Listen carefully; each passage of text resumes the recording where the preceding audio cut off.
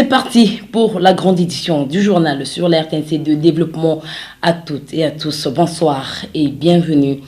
Vous le savez peut-être, les rideaux tombés sur la première édition du sommet africain pour le climat 2023 et en marge de cette rencontre tenue à Nairobi, le Premier ministre Jean-Michel Sam Malou Konde Kyenge a participé à une réunion des États de l'EEAC.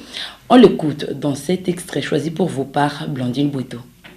Je voudrais aussi mentionner qu'à cette occasion, nous avons eu l'occasion d'avoir à côté de ce sommet une rencontre au niveau de l'East African Community, la communauté des États de l'Est. Comme vous savez, nous discutons de la situation sécuritaire à l'Est de la République démocratique du Congo.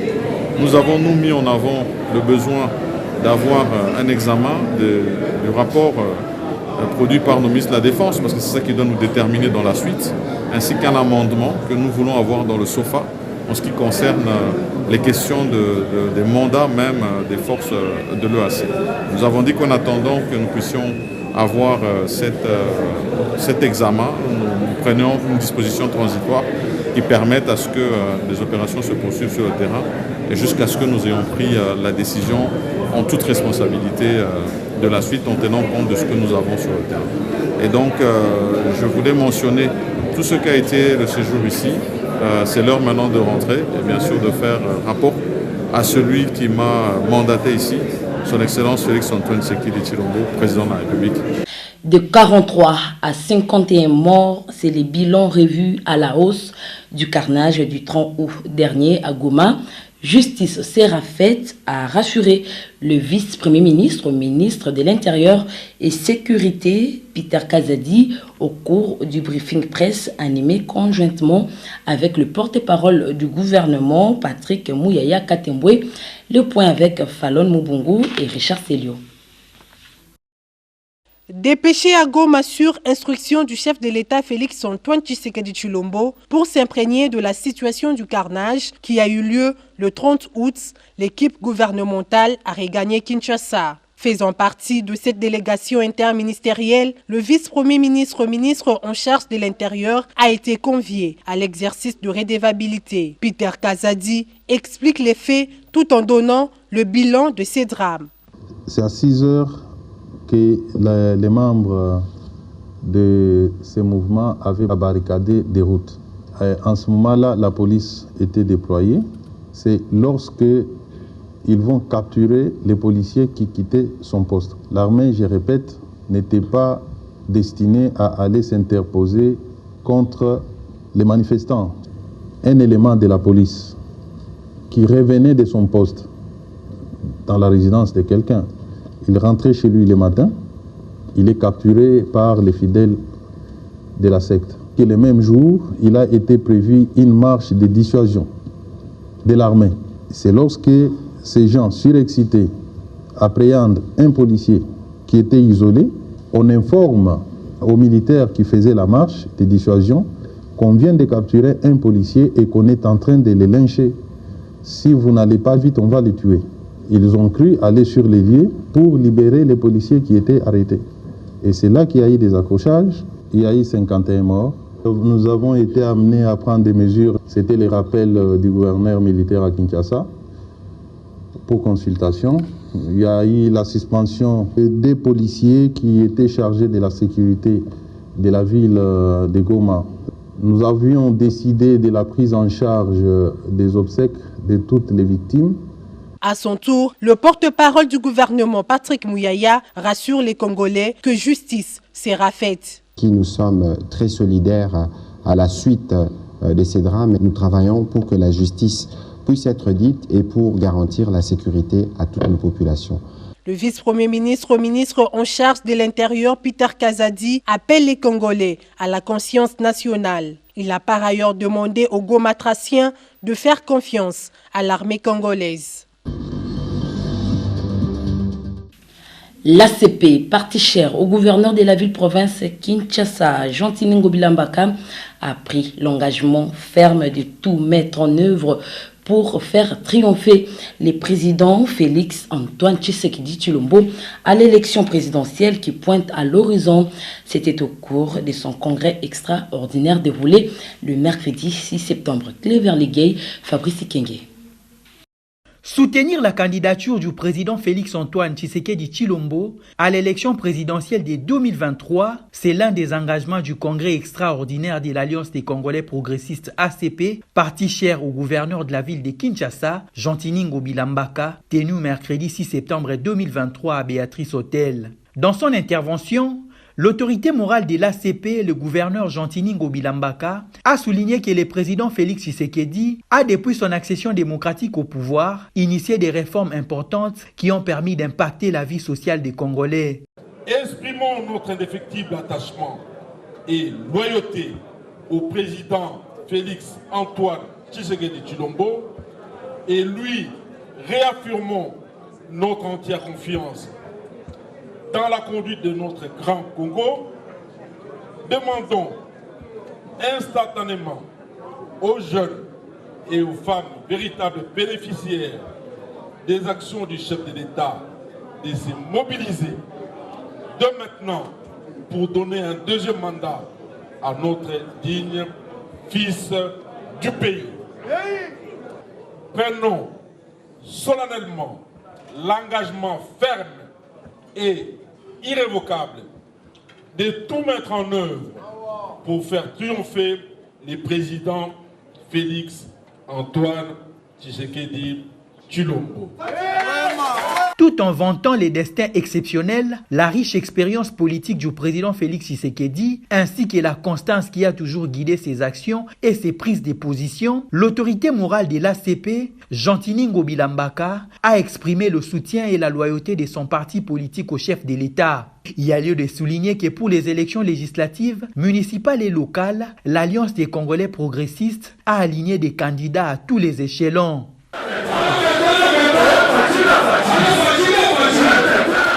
Et on change de chapitre. C'est avec la mention grande distinction que Maître Michel Ombatawata a obtenu après la défense de sa mémoire le lundi dernier à la faculté de droit de l'université de Kinshasa pour l'obtention d'un diplôme d'études supérieures.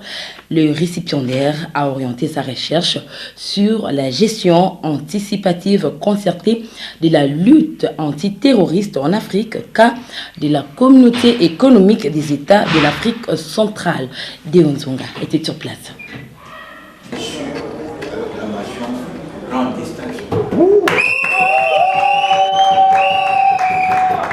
Maître Michel Ombatawata a présenté et défendu ce lundi 4 septembre 2023 à la faculté de droit de l'université de Kinshasa dans la salle de DES/DEA son mémoire pour l'obtention du diplôme d'études supérieures DES en sigle avec mention grande distinction. Devant plusieurs membres cadres, sa recherche s'est portée sur la gestion anticipative concertée et de la lutte antiterroriste en Afrique. En se référant du cas de la communauté économique des États de l'Afrique centrale, CEAC en sigle. Au cours de cette cérémonie, le jury costaud était constitué d'éminents professeurs de l'INIKI, Tumba Bouacha Nicole, secrétaire, Njoli Bompé, membre, Lukinda Vankala Fumu, membre, Jean-Paul Segobé, promoteur, sous la présidence du professeur Luzolo Bambi. Avec ses mots forts et démontrant, tous les autres membres présents dans la salle s'est convenu de la complexité de la recherche et de l'écriture très aisée du mémoire. Ceci démontre la capacité et les qualités intellectuelles du maître Michel Omba. Signalant que le membre du récipiendaire Michel Omba était bel et bien reçu comme chef-d'œuvre et à son tour, maître Michel Omba a mis d'accord toute personne venue de part et d'autre pour l'assistance de cette substance publique. 7 septembre 1997, 7 septembre 2023, 26 années sont écoulées depuis que le maréchal Mobutu Sese Seko a tiré sa révérence. Quid du parcours de ce grand homme? Quel héritage a-t-il légué au peuple congolais? Les précisions dans cet élément d'Axel Kayongo. Je prends ce jour congé du mouvement populaire de la Révolution pour lui permettre de se choisir un nouveau chef devant conduire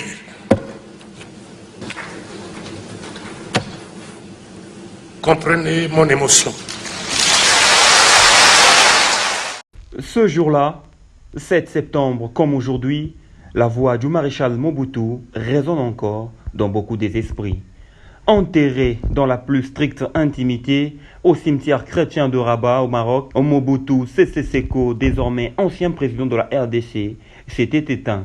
Qui aurait cru que ce natif de l'Issala et fils d'un cuisinier nègre aurait changé le cours de l'histoire du Congo indépendant? À seulement 20 ans, il s'enrôle dans la force publique à Loulouabourg, actuellement Kananga, où il y obtient le brevet de secrétaire comptable, avant d'être affecté à l'état-major de Léopoldville en 1953. Après son passage à l'armée, le jeune Mobutu devient journaliste pour le quotidien libéral de Léopoldville, L'Avenir. En 1957, grâce à l'un de ses mentors, le journaliste Antoine Roger Bolamba, il rencontre Patrice Emery Lumumba, qui deviendra par la suite son mentor politique. Comme un livre d'histoire, la lumière de son destin va désormais se propager, page sur page. Il participera à la table ronde comme membre du MNC Lumumba et, à son retour, il sera nommé secrétaire d'État à la présidence après l'indépendance du Congo. Étant le seul à avoir une expérience militaire au sein de l'élite congolaise,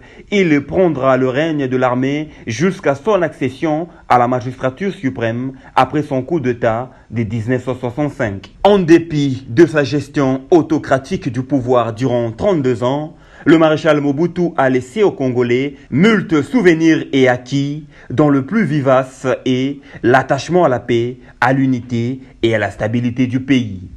La paix, un des leitmotifs de sa politique incarnée par sa soif infatigable quant à la dignité du peuple congolais. Il en a fait son cheval de bataille. Bâtisseur, il aura notamment été à la tête de plusieurs réalisations dans les domaines des infrastructures, notamment la construction de la cité de la Voie du Zaïre, un des génies de la pensée mobutienne. Voilà 26 années écoulées depuis que la nation congolaise attend, avec impatience, le retour de la dépouille du maréchal Mobutu Sese Seko Kukungwendu Wazabanga. Et puis, dans le cadre du baptême du grand studio de l'RTNC2 Développement au nom des studios Lutuma Bangu, Laetitia Elongo Vangu, épouse de l'ambassadeur de la RDC en Russie, Ivan Vangu, et cadre de cette chaîne publique, était venue s'imprégner des préparatifs du dit événement et des activités d'accompagnement prévues le 14, le 15 et le 16 septembre du mois en cours. Lauriane Malala pour des précisions. À chaque fois qu'elle regagne le pays, Laetitia Elongo Vangu change de casquette, de l'épouse d'ambassadeur à cadre de la RTNC de développement, remplissant ainsi ses tâches professionnelles. Cette fois-ci, sa venue coïncide avec l'organisation d'un grand événement, celui du baptême du grand studio de la RTNC de développement qui portera le nom de studio Lutuma Bangu. Plusieurs activités sont donc au rendez-vous et s'étaleront pendant 3 jours, soit du 14 au 16 septembre. Laetitia Elongo Vangu a à cette occasion été reçue par le directeur coordonnateur de la RTNC de développement, Josette Kaya Boulamatadi. Ensemble, elles ont échangé sur le sujet. Après la visite du studio et l'aperçu des besoins devant concourir pour la réussite de ce grand événement, Madame Laetitia Elongo Vangu a remis une enveloppe consistante, symbole de son accompagnement. Elle va amener l'enveloppe, voilà. Elle va vous le rendre. Et pour le reste, Inch'Allah, si je suis encore là, sinon même si je ne suis pas là. En tout cas, merci beaucoup. Merci beaucoup, Madame Laetitia, pour sa contribution pour cet événement que nous préparons. Faudra bien retenir une chose. Elle vient de dire, et ça me va droit au cœur, elle a dit qu'elle n'a pas connu Lutu. Elle n'est pas de la génération de Lutu. Mais si elle a fait ça, c'est pour encourager la femme qui est à la tête de la RTNC. Amen. Amen. Merci beaucoup. Que le Seigneur vous rende au sanctuaire. Ce n'est pas tout le monde qui est sensible. Quand quelqu'un part, il part. Il se dit, bon, attendez, quand je vais revenir, ça sera là, je vais m'en occuper. Mais pour le moment, je ne suis plus de vôtre, je pars. Mais chaque fois, quand vous revenez, vous venez nous voir. Et laissez-moi vous dire, chaque fois cette dame me pose toujours la question. Madame, vous avez besoin de quoi à la RTNC2? C'est moi qui traîne le pied. Les activités du baptême du grand studio, qui portera le nom de Studio Lutumabangu, se dérouleront en 3 étapes. Jeudi 14 septembre, marche de santé. Vendredi 15 septembre, rencontre de Nzango et match de football. Et enfin, samedi 16 septembre, la grande cérémonie de dévoilement de la fresque et baptême du grand studio. Dans le but d'assurer une meilleure collaboration avec les municipalités de la capitale congolaise, le président provincial de la Croix-Rouge Kinshasa a entamé une série de descentes en vue d'échanger avec les bourgmestres sur les questions humanitaires et les solutions y afférentes sur le plan sanitaire. Les détails avec Jolie Kitoumoua. Le fonctionnement de la Croix-Rouge, sa mission, son assistance en cas d'accident, maladie, épidémie, éboulement de terre, inondation, incendie, évacuation des corps sans vie, l'assainissement du milieu, tous ces points étaient portés par le président de la Croix-Rouge, ville-province Kinshasa, dans la première phase de sa tournée. Comme il y a eu changement de nouveaux animateurs au niveau des municipalités, nous sautons sur l'occasion ici. D'abord, présenter les civilités aux nouveaux bourgmestres, leur parler qui nous sommes, qu'est-ce que nous faisons à la Croix-Rouge. Nous sommes aussi un service dans tant d'autres services au niveau de leur municipalité. Ils doivent nous considérer. Une ronde qui s'inscrit principalement dans le cadre de la diplomatie humanitaire avec les bourgmestres de différentes municipalités de Kinshasa. Et pour cette première phase, justement, Selembao, Matete, Mongafula, Bumbu, Kisenso, Limete et Gombe étaient dans le viseur. Notre entretien s'est basé sur la collaboration des effectifs de la Croix-Rouge Selembao, que je félicite pour leur travail parce que vous savez, la commune de Selembao n'est pas comme toute autre commune. Ici, presque chaque jour, on a des camps des indigents et des cas de décès ou des incendies dont la Croix-Rouge, une fois appelée, arrive sur le terrain et nous rend un très bon service. La Croix-Rouge est une institution bien structurée et le travail fait sur le terrain, c'est un travail très louable. Alors je croyais que dans nos familles, si du moins on avait un secouriste à chaque famille, on éviterait beaucoup de morts inutiles. À partir de maintenant, je fais partie de la Croix-Rouge. S'il y a des formations à suivre, je vais les faire. Je vais aménager mon calendrier pour voir, dans la mesure du possible, suivre les formations là pour que je sois aussi aguerri. En termes de retombées positives de cette première phase de la ronde du numéro 1 de la Croix-Rouge, ville-province Kinshasa, les axes de collaboration sont fixés. La mise en place des différents projets pouvant booster l'émergence des communes sont déjà envisagés.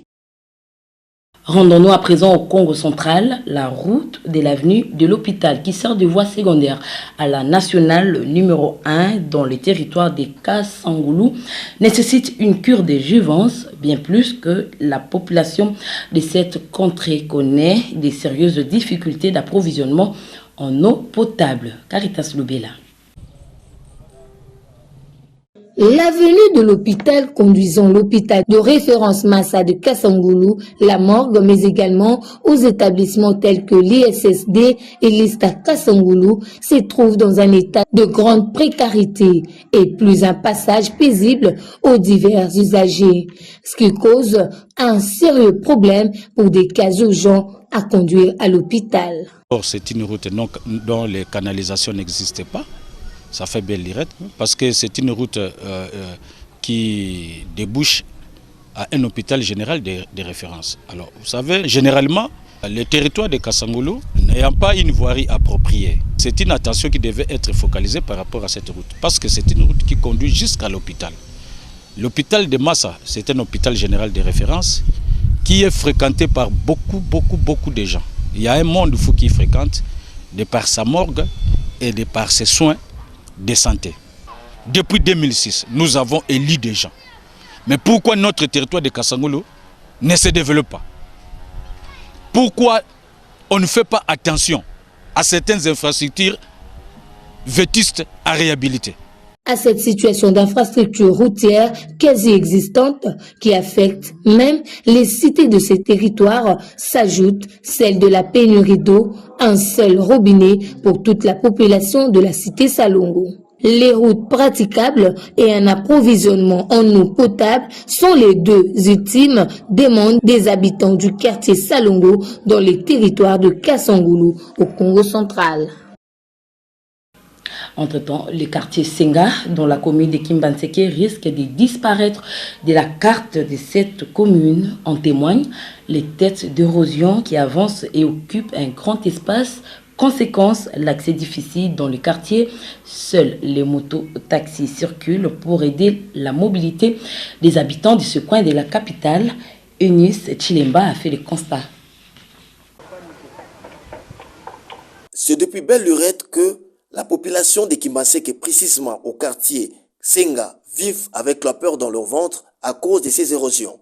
Visiblement, le manque de canalisation d'eau reste la principale cause de cet état de choses. Difficile pour le véhicule d'accéder, seul le mototaxi emprunte et passe dans ces quartiers non urbanisés. Ceci devient un casse-tête pour la population de se procurer des produits de première nécessité. Quelques habitants rencontrés sur place ont donné leur point de vue quant à ces.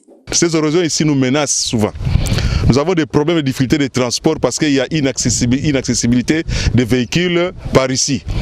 Alors, nous voulons pour ce faire demander à l'autorité de nous assister sur ces points-là, savoir comment faire pour désenclaver les quartiers. Ces quartiers, nous avons plus de 45 000 habitants, avec une superficie de 4 km². Et nous sommes menacés par de graves érosions. Nous sommes peut-être pendant la saison sèche. C'est pour cela que vous ne voyez pas qu'il y a les érosions, ne se créent pas des têtes d'érosion, se sont arrêtées quelque part. Mais pendant la pluie, parce que nous sommes déjà dans la saison de pluie, ça sera encore très grave. Parce que les eaux de pluie qui tombent, cette pluviométrie, nous avons du mal à les contenir. Pourquoi? Parce que nous n'avons pas de caniveaux, nous n'avons rien. Et nous demandons au gouvernement et aux gens de bonne volonté de nous venir en aide, de pouvoir permettre qu'il y ait l'accessibilité et désenclaver notre quartier. Bientôt, la Dame la Pluie va reprendre ses actions. Les habitants veulent que les autorités compétentes s'impliquent avant que le pire n'arrive. Sinon, ces quartiers risquent d'être isolés de la ville.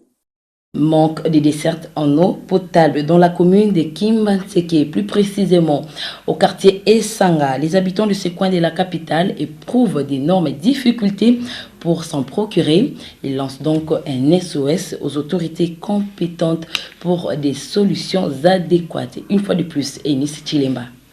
Le manque d'eau au quartier Esanga tourmente énormément la population. Recours aux eaux de sources aménagées par un particulier, un agriculteur. Depuis la nuit des temps, les habitants de ces quartiers n'ont ni tuyaux ni robinet. La population de ces quartiers souffre sérieusement pour avoir l'eau, même celle du forage. Ils sont obligés d'être matinales aux environs de 3 heures pour faire la queue en vue de se procurer cette denrée très importante pour la survie. Ils sollicitent l'implication des autorités pour résoudre ces problèmes.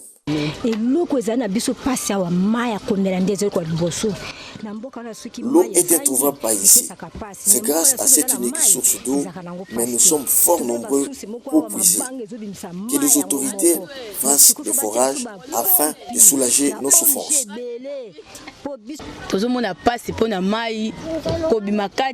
Nous souffrons pour avoir l'eau. Nous nous réveillons très souvent vers 3h ou 4h du matin pour avoir l'eau. Grâce aux propriétaires de ces champs qui a aménagé cette source, sinon c'est pénible par ici. Aux autorités de pouvoir trouver une solution afin que les habitants de l'avenue Tomba, au quartier Esanga, trouvent cette denrée de première nécessité. Et pour terminer, la Société des transports du Congo, Transco, a revu à la hausse les tarifs de l'abonnement scolaire de ces bus. Ce dernier est passé de 59 000 francs à 89 000 francs congolais depuis le 15 août dernier. Face à cette situation, quelques parents d'élèves ont réagi au micro de Joseph Ngoma et Merveille Alombi. Pour assurer le bon fonctionnement de ce service consacré aux élèves, à l'instar d'améliorer la qualité et la sécurité des bus qui transportent les enfants, la Société de transport du Congo Transco en sigle a revu à la hausse depuis le mardi 15 août 2023 le prix de ces bus scolaires. Les parents d'élèves devront débourser 80 000 francs congolais le mois au lieu de 59 000 francs congolais comme c'était le cas l'année dernière. Quelques parents s'expliquent. Parmi les facteurs de cette hausse, la dévaluation de la monnaie a également entraîné une augmentation du coût de dépenses internes, le service n'étant subventionné comme c'est le cas de Trans Academia. On paye en francs et quand on retranche les frais et tous ces frais-là, c'est en dollars et ça ne va pas. Nous demandons au chef de l'État, parce que c'est le transport, c'est le ministère du Transport qui organise tout ça. Je ne sais pas si dans des écoles ou quoi. Mais qui regarde ces points-là et qui arrangent, puisque bon cannabis au Koufa, mais osement et babilo konyo zumat. Notons que le contrôle interviendra à partir du lundi 11 septembre 2023 et il est recommandé à chaque élève d'être muni de sa preuve de paiement ou la copie du bordereau. Voilà, madame, monsieur, place à présent à la lecture des journaux parus cette matinée à travers la capitale dans une sélection et commentaires de Jémi Madiane Mogourou, revue de presse.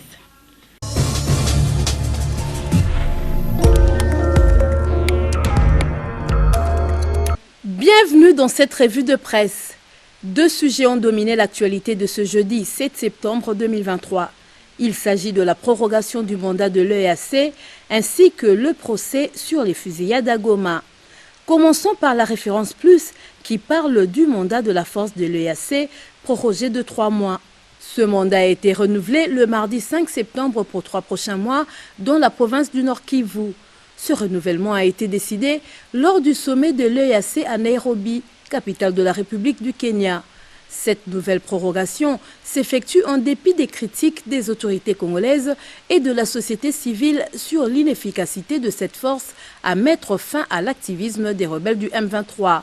Et ce renouvellement serait dû au progrès opérationnel réalisé par la force, a indiqué le communiqué final du dit sommet. Fusillade de Goma. Le bilan s'est alourdi, passant de 43 à 51 morts, note l'agence congolaise de presse. À en croire le tabloïd, bilan annoncé mercredi par le gouvernement au retour d'une mission interministérielle sur place. Le bilan enregistré était de 51 cas de décès, a affirmé le vice-premier ministre, ministre de l'Intérieur Peter Kazadi au cours du briefing du gouvernement co-animé avec le ministre de la Communication et Médias, Patrick Mouyaya, après avoir échangé avec les responsables militaires, ceux de services de sécurité, de la société civile, ainsi que du caucus intercommunautaire. Restons toujours dans le même sujet pour dire qu'il n'y a pas eu d'ordre donné pour tirer sur les Wazalendo, note le journal L'Avenir. Pour le confrère, Patrick Mouyaya a été plus que clair pour affirmer qu'à cette étape, on ne peut pas répondre à la question de savoir qui a tiré sur les Wazalendo au risque de vider la substance de ce procès qui se déroule en procédure de flagrance. Il affirme d'ailleurs qu'il n'y a pas eu un ordre qui serait venu de quelque part pour tirer sur la population. Pour Peter Kazadi, en tant que gouvernement, on ne peut pas envoyer une force pour mater une population. Fin de citation. Dans l'entretemps, les coupables seront sanctionnés, soutient le gouvernement, écrit Forum des As en sa une. Au terme de leur consultation, les conclusions ont conduit en la mise en accusation du commandant de l'unité de la garde républicaine et du commandant du régiment qui ont été déférés devant le tribunal militaire de Goma. Ce n'est pas tout.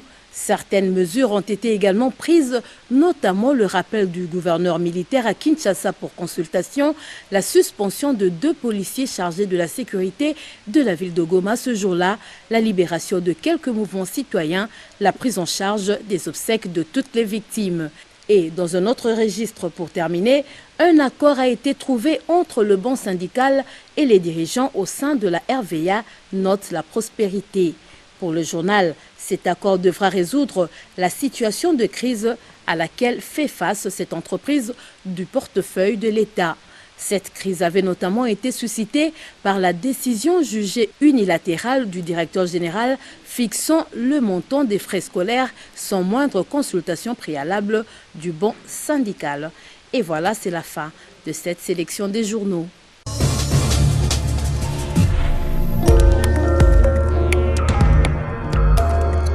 Sirobolé était derrière la caméra. Madame, Messieurs, ce journal est terminé. Merci de l'avoir suivi avec attention. Je vous retrouve très prochainement avec le même plaisir. Au revoir.